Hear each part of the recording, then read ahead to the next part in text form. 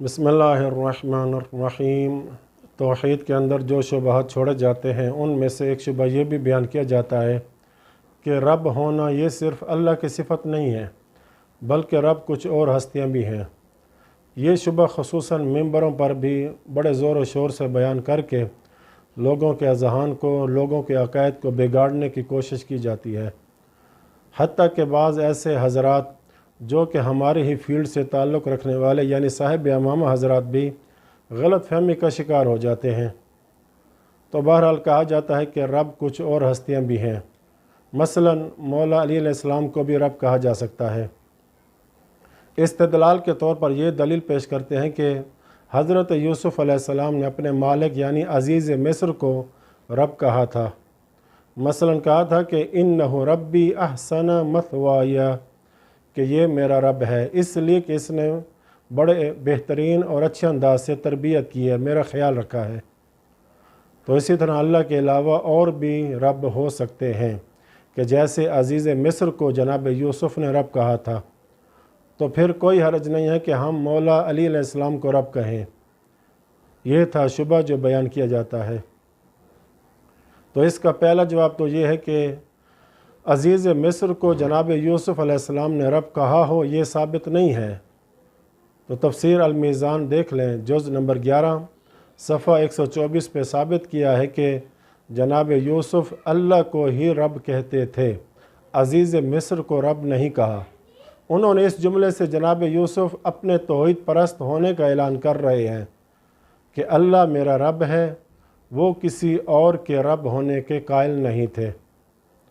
अलबत्ता बारीकी के साथ इस जुमले में उन्होंने इशारा किया है, यानी तौहीद परस्तों को भी अपनी तरफ मुतवज्जे किया है और साथ ये भी इशारा किया है कि अज़ीज़ मिस्र ने मेरा अच्छा ख़याल रखा और मेरी अच्छी तरबियत की है और मुझे पाला पोसा है, जबकि मेरा रब मेरा अल्लाह है।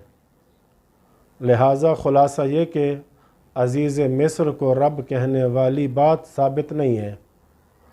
और दूसरा जवाब ये कि अगर तस्लीम कर लिया जाए कि हज़रत यूसुफ़ ने अज़ीज़ मिस्र को ही रब कहा था तो क्या साबित होगा? जवाब यह है कि लुग़त में जो लफ्ज़ रब है ये रबाबा से है, यानी ये लफ्ज़ रबाबा से निकला है, यानी रा बा बा। इसका लुग़वी माना यह है कि किसी चीज़ का मालिक होना है, परवरिश करना भी है, तरबियत करना भी है। अल्लामा मौदूदी ने रब के 5 मानी लिखे और हर माना पर कुरान मजीद से दलील ले आए हैं कि यहाँ रब से मुराद ये माना है। हकीकत में रब के सारे मानी एक ही माना की तरफ पलटते हैं, बाकी सब मानी उस माना के मसादीक हैं, मवारिद हैं। मसलन रब तरबियत के माना में इस्तेमाल होता है। मसलन कहा जाता है रब्बुल वलद, बच्चे का रब यानी तरबियत करने वाला। दूसरा माना निगरानी और देखभाल करने वाला, जैसा कि कहा जाता है रब्बु ज़य्या, यानी ज़मीन की निगरानी और देखभाल करने वाला। तीसरा माना हुकूमत और सियासत में भी लफ्ज़ रब को इस्तेमाल किया जाता है। मसलन कहा जाता है कि फ़लान रब कौम ही, यानी कौम का रब है, यानी कौम का हाकिम और उसकी सियासत चलाने वाला।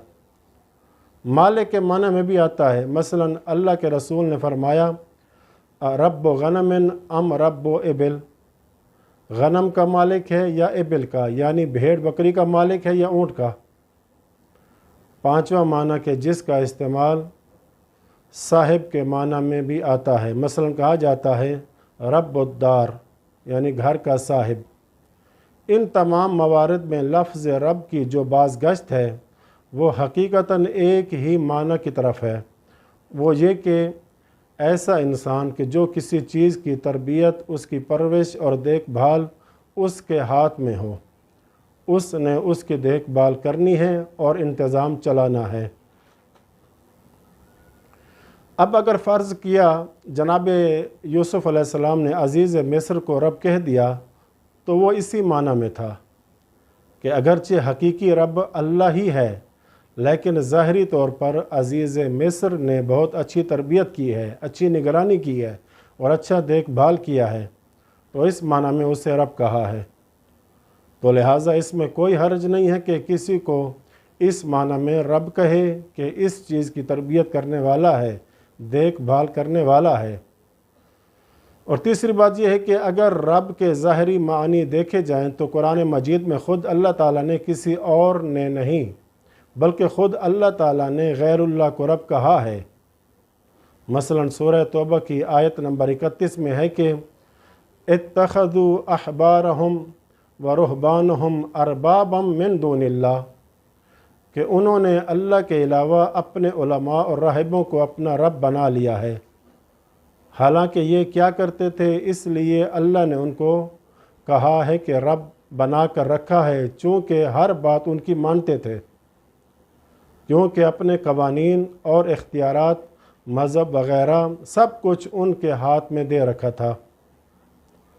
حضرت یوسف علیہ السلام نے اب اپنے لیے عزیز مصر کو رب کہا ہے یا نہیں کہا، لیکن وہ جو دو قیدی تھے جنہوں نے خواب سنایا تھا ان میں سے ایک کو کہا کہ سورہ یوسف آیت نمبر 41 میں یا صاحبی السجن اما احدکما فیسقی ربہ خمرا، اے میرے زندان کے ساتھیوں، تم دونوں میں سے ایک تو اپنے رب کو شراب پلائے گا۔ اس لیے رب کہا کہ وہ ان کے امور کا مالک تھا، دیکھ بھال کرنے والا تھا۔ پس نتیجہ یہ نکلا کہ ان تمام موارد میں جو رب کا معنی ہے وہ ہے تدبیر کرنا، نظام چلانا، کسی چیز کی ذمہ داری سنبھالنا، اس معنی میں۔ اب سوال یہ آئے گا نتیجے پہ آئیں کہ کس معنی میں اللہ کے بغیر رب بولا جا سکتا ہے اور کس معنی میں نہیں بولا جا سکتا۔ اگر آپ رب سے مراد یہ لیتے ہیں کہ جو اس کائنات کی تدبیر کر رہا ہے، نظام چلا رہا ہے، یوں کہیں کہ جو رب الارباب ہے، دوسرے ربوں کا بھی رب ہے، یہ صرف اللہ تعالیٰ کے لیے ہے، کوئی دلیل نہیں ہے کہ جو کسی اور کے لیے اس معنی میں رب کو ثابت کرے، بلکہ مشرک ہو جائے گا وہ شخص کہ جو کہے کہ اللہ کے علاوہ بھی کوئی اس کائنات کا رب ہے،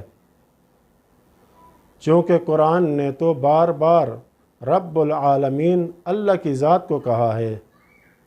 چند ایک آیات میں ابھی میں بیان کروں گا، لیکن اگر آپ کسی خاص چیز کا انتظام کے معنی میں کہتے ہیں کہ یہ بندہ رب البلد ہے، ایک شہر کا رب ہے، یعنی اس شہر کا نظام چلاتا ہے، ہذا رب الولد، یہ اس بچے کا رب ہے، یعنی اس کی تربیت کرتا ہے، عربی زبان میں یہ کہا جا سکتا ہے۔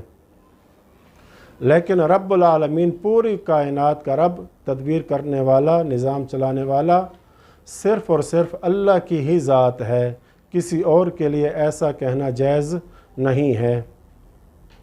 سورہ نوح کی آیت نمبر 10 میں ہے کہ فَقُلْتُ اسْتَغْفِرُوا رَبَّكُمْ إِنَّهُ كَانَ غَفَّارًا يُرْسِلِ السَّمَاءَ عَلَيْكُمْ مِدْرَارًا وَيُمْدِدْكُمْ بِأَمْوَالٍ وَبَنِينَ وَيَجْعَلْ لَكُمْ جَنَّاتٍ وَيَجْعَلْ لَكُمْ أَنْهَارًا، اور میں نے کہا اپنے رب سے معافی مانگو، وہ یقیناً بڑا معاف کرنے والا ہے، وہ تم پر آسمان سے خوب بارش برسائے گا، وہ اموال اور اولاد کے ذریعے تمہاری مدد کرے گا اور تمہارے لیے باغات بنائے گا اور تمہارے لیے نہریں بنائے گا۔ ان آیات سے معلوم ہوا کہ یہ سب کام جو ذات کر رہی ہے وہ رب ہے کہ جو اللہ کی ذات ہے۔ گویا اس آیت میں پہلے رب کہا، پھر رب ہونے کی دلیل بیان کی۔ وہ کیا دلیل ہے؟ کہ اللہ ہی رب ہے، اس لیے کہ وہی اولاد دے رہا ہے، وہی نہریں جاری کر رہا ہے، وہی بارشیں برسا رہا ہے، سارا نظام اسی کے ہاتھ میں ہے۔ سورہ سبا کی آیت نمبر 15 کُلُوا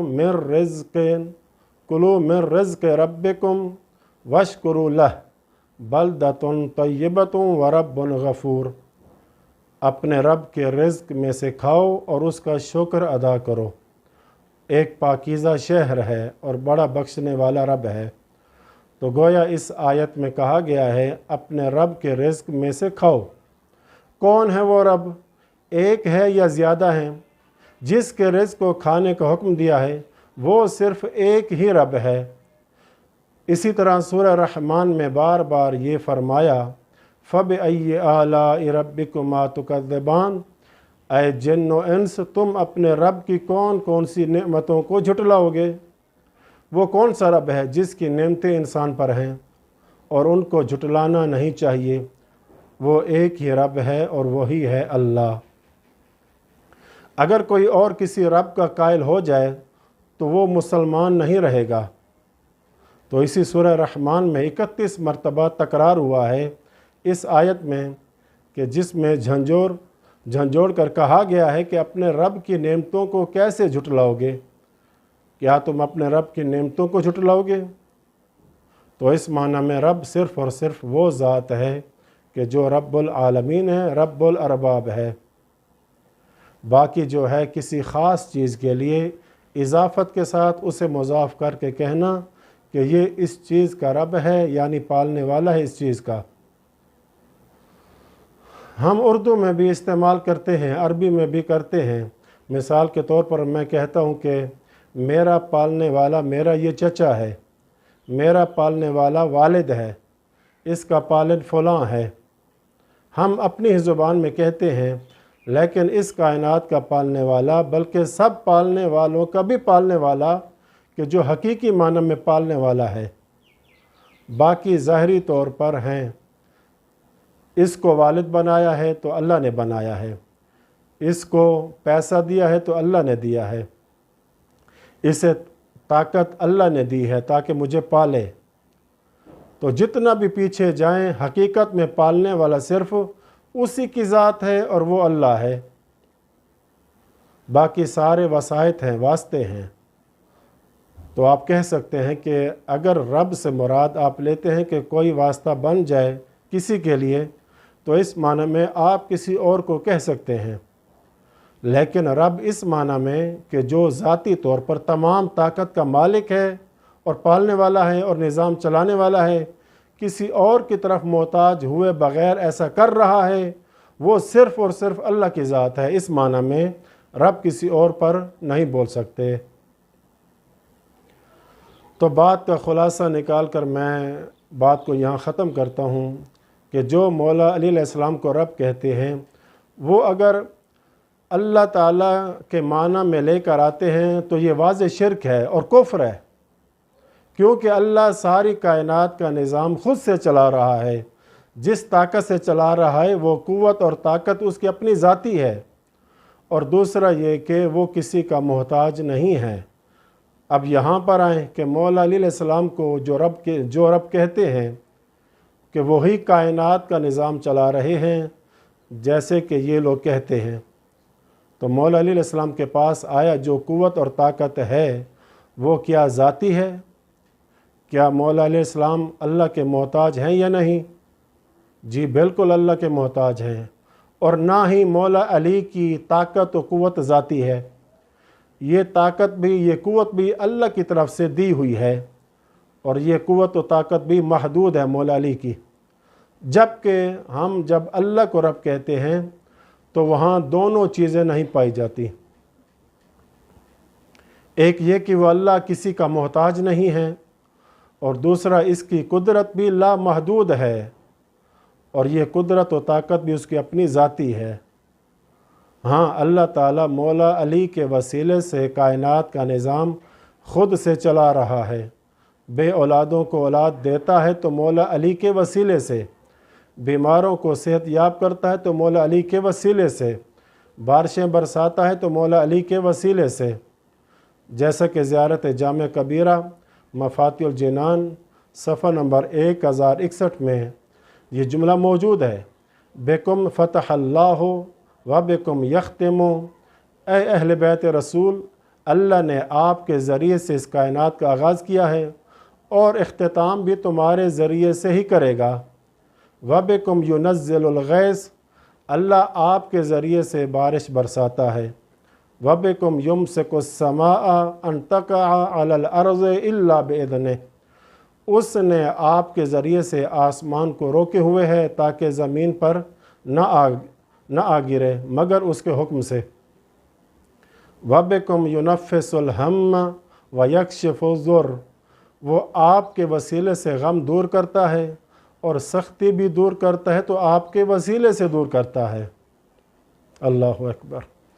आखिर में अल्लाह से दुआ है कि हम सबको उलूम आले मोहम्मद पढ़ने की तौफ़ीक़ अता फ़रमाए और हमें अक़ायद के हवाले से मज़ीद पुख्ता बनाए। मुशरिक लोगों से, उनके शर से हमें महफूज रखे और अल्लाह ताला मिंबर रसूल और मिंबर मौला अली की ख़ुद हिफाजत फ़रमाए और हम सबको हक़ बयानी की तौफ़ीक़ अता फ़रमाए। आमीन या रब्बल आलमीन। व सल्लल्लाहु अला मुहम्मद व अहले बैतिही।